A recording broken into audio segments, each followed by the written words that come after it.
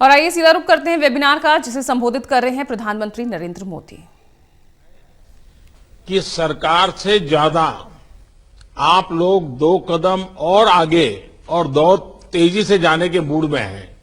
ये अपने आप में बहुत ही सुखद खबर है, मेरे लिए सुखद अनुभव है।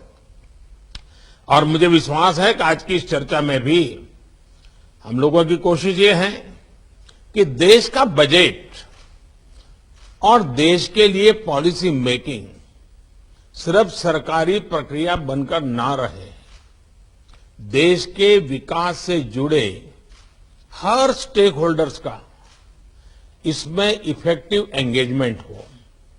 इसी क्रम में आज manufacturing sector, make in India को ऊर्जा देने वाले आप सभी महत्वपूर्ण साथियों से ये चर्चा हो रही है। बीते हफ्तों में, जैसा मैंने आपको बताया, अलग अलग सेक्टर्स के लोगों से बहुत ही फलदायी संवाद हुआ है। बहुत ही महत्वपूर्ण और इनोवेटिव सुझाव आए हैं। आज के इस वेबिनार का फोकस विशेष रूप से प्रोडक्शन लिंक इंसेंटिव से जुड़ा हुआ है।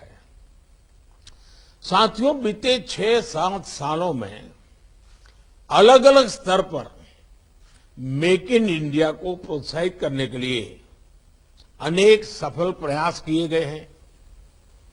इनमें आप सभी का योगदान प्रशंसनीय रहा है। अब इन प्रयासों को नेक्स्ट लेवल पर ले जाने के लिए और बड़े कदम उठाने, अपनी स्पीड और स्केल को बहुत अधिक बढ़ाना है। और कोरोना के पिछले 1 वर्ष के अनुभव के बाद मैं कन्विंस हूं कि भारत के लिए सिर्फ एक मौका नहीं है, भारत के लिए, दुनिया के लिए एक जिम्मेवारी है। दुनिया के प्रति भारत की जिम्मेवारी है। और इसलिए हमें बहुत तेजी से इस दिशा में बढ़ना ही होगा। आप सभी ये भली भांति जानते हैं कि मैन्युफैक्चरिंग अर्थव्यवस्था के हर सेगमेंट को कैसे ट्रांसफॉर्म करती है, कैसे इसका प्रभाव पैदा होता है, कैसे एक इकोसिस्टम क्रिएट होती है।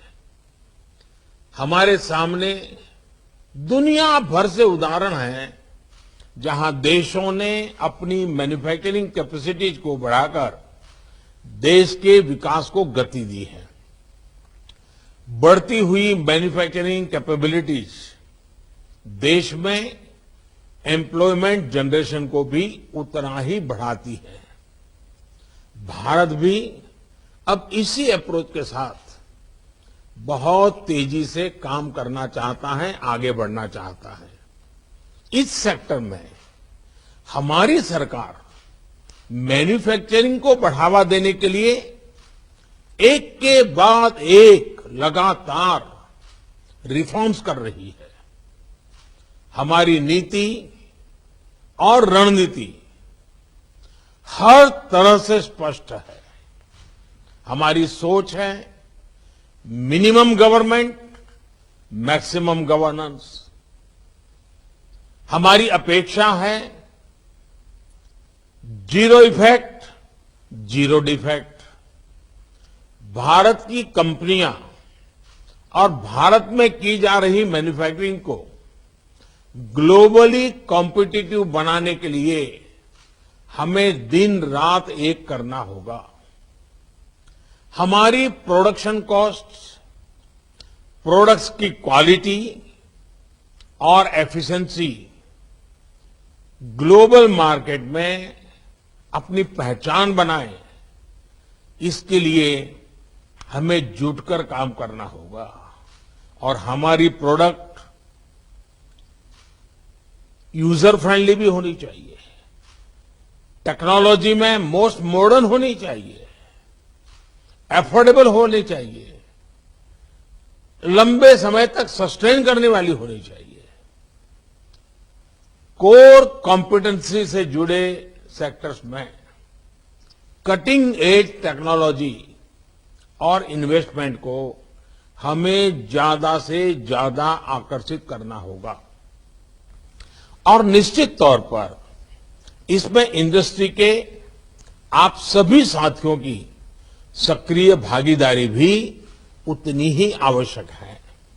सरकार इसी फोकस के साथ आप सबको साथ लेकर के आगे बढ़ने का प्रयास कर रही है। आपके सुझाव बहुत महत्वपूर्ण है। हो सकता है वेबिनार में उतना टाइम न मिले, आप मुझे लिखित भेज सकते हैं। हम इसको गंभीरता से लेने वाले हैं क्योंकि कंप्लायंस का बर्डन कम होना ही चाहिए। टेक्नोलॉजी आ गई है, हर चीज को बार बार ये फॉर्म भरो, वो फॉर्म भरो, दिखना भरो, ये इस चीजों से मुझे मुक्ति देनी है जी। इसी प्रकार लोकल लेवल पर एक्सपोर्ट को प्रमोट करने के लिए एक्सपोर्टर्स और प्रोड्यूसर्स को ग्लोबल प्लेटफॉर्म उपलब्ध कराने के लिए आज सरकार अनेक क्षेत्रों में काम कर रही है। इससे एमएसएमईज हो, किसान हो, छोटे छोटे हस्तशिल्पी हो, सभी को एक्सपोर्ट के लिए बहुत मदद मिलेगी। साथियों, प्रोडक्शन लिंक इंसेंटिव योजना के पीछे भी मैन्युफैक्चरिंग और एक्सपोर्ट का विस्तार करने की ही हमारी भावना है।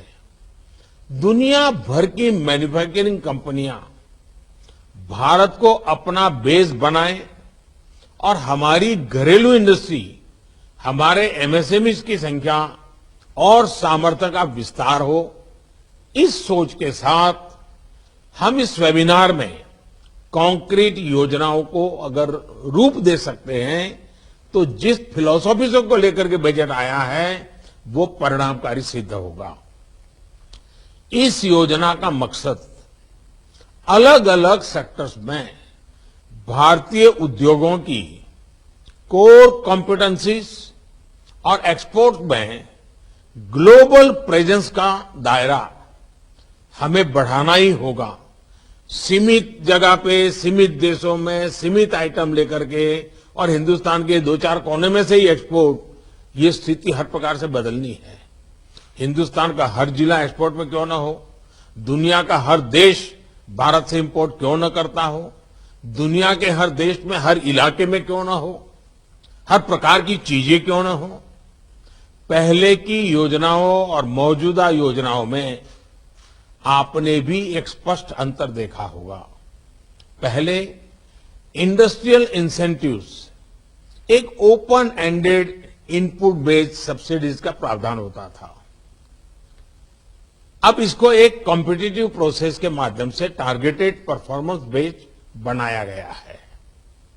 पहली बार 13 सेक्टर्स को इस प्रकार की योजना के दायरे में लाना हमारा कमिटमेंट दिखाता है। साथियों, ये पीएलआई जिस सेक्टर के लिए है उसको तो ये लाभ हो ही रहा है, इससे उस सेक्टर से जुड़े पूरे इकोसिस्टम का बहुत फायदा होगा। ऑटो और फार्मा में पीएलआई से ऑटो पार्ट्स, मेडिकल इक्विपमेंट्स और दवाओं के रॉ मटेरियल से जुड़ी विदेशी निर्भरता बहुत कम हो जाएगी। Advance cell batteries, solar PV modules और स्पेशलिटी स्टील, इसको मिलने वाली मदद से देश में एनर्जी सेक्टर आधुनिक होगा। हमारा अपना रॉ मटेरियल, हमारा अपना लेबर, हमारी अपनी स्किल, हमारा अपना टैलेंट, हम कितना बड़ा जंप लगा सकते हैं। इसी तरह टेक्सटाइल और फूड प्रोसेसिंग सेक्टर को मिलने वाली पीएलआई से हमारे पूरे एग्रीकल्चर सेक्टर को लाभ होगा। हमारे किसानों, पशुपालकों, मछुआरों यानी पूरी ग्रामीण अर्थव्यवस्था पर इसका सकारात्मक असर पड़ेगा, आय बढ़ाने में मदद मिलेगी। अभी आपने कल ही देखा है कि भारत के प्रस्ताव के बाद संयुक्त राष्ट्र ने, यूनाइटेड नेशंस ने वर्ष 2023 को यानी 2 साल के बाद 2023 को इंटरनेशनल ईयर ऑफ मिलेट्स घोषित किया है। भारत के इस प्रस्ताव के समर्थन में 70 से ज्यादा देश आए थे और फिर यूएन जनरल असेंबली में ये प्रस्ताव सर्वसम्मति से स्वीकार किया गया। ये देश का गौरव बढ़ाने वाली बात है। ये हमारे किसानों के लिए भी बड़ा अवसर है और उसमें भी खास करके छोटे किसान जहां सिंचाई की सुविधाएं भी कम है और जहां पर मोटा अनाज पैदा होता है, इस मोटे अनाज का महात्म्य दुनिया तक पहुंचाने का काम यूएन के माध्यम से हमने जो प्रस्तावित किया वो 2023 के लिए स्वीकृत हुआ है। भारत के छोटे किसानों को जहां सिंचाई उपलब्ध नहीं है, ऐसे दुर्गम इलाके की खेती को, हमारे गरीब किसान को ये मोटे अनाज की ताकत कितनी है, न्यूट्रिशन वैल्यू कितनी है, उसमें वैरायटीज कितनी हो सकती है, दुनिया में ये अफोर्डेबल कैसे हो सकती है, ये कितना बड़ा अवसर हमारे सामने है। जैसे हमने योग को दुनिया में प्रसारित और प्रतिष्ठित किया, वैसे ही हम सब मिलकर के, खास करके एग्रो प्रोसेसिंग वाले लोग मिलकर के मिलेट्स यानी मोटे अनाज के लिए भी सारी दुनिया में पहुंच सकते हैं। वर्ष 2023 में अभी हमारे पास समय है, हम पूरी तैयारी के साथ विश्व भर में अभियान शुरू कर सकते हैं। जिस तरह से कोरोना से बचाने के लिए मेड इन इंडिया वैक्सीन है, वैसे ही लोगों को बीमार होने से बचाने के लिए भारत में पैदा हुए मिलेट्स भी, मोटा अनाज भी, उसकी न्यूट्रिशन वैल्यू भी उतनी ही उपयोगी होगी। मिलेट्स या मोटे अनाज की पौष्टिक क्षमता पर अब हम सभी उससे परिचित है। एक समय में रसोई में मिलेट्स बहुत प्रमुखता से होते थे, अब ये ट्रेंड वापस लौट रहा है। भारत की पहल के बाद यूएन द्वारा 2023 को इंटरनेशनल ईयर ऑफ मिलेट्स की घोषणा देश और विदेश में मिलेट्स की डिमांड तेजी से बढ़ाएगी। इससे हमारे किसानों और विशेषकर देश के छोटे किसानों को बहुत फायदा होगा। इसलिए मेरा एग्रीकल्चर और फूड प्रोसेसिंग सेक्टर से आग्रह है कि इस अवसर का पूरा लाभ उठाए। मैं तो आज भी आपके वेबिनार से कोई सुझाव निकलते हैं तो एक छोटा टास्क फोर्स बनाया जाए जो जिसमें पब्लिक प्राइवेट पार्टनरशिप का मॉडल हो और हम इस मिलेट्स मिशन को कैसे आगे बढ़ा सकते हैं दुनिया में, इस पर हम सोच सकते हैं। ऐसी कौन सी वैरायटीज बन सकती हैं जो दुनिया के अलग अलग देशों के टेस्ट के अनुकूल भी हो और हेल्थ के लिए बहुत ताकतवर हो। साथियों, इस वर्ष के बजट में पीएलआई स्कीम से जुड़ी इन योजनाओं के लिए करीब 2 लाख करोड़ रुपए का प्रावधान किया गया है। प्रोडक्शन का औसतन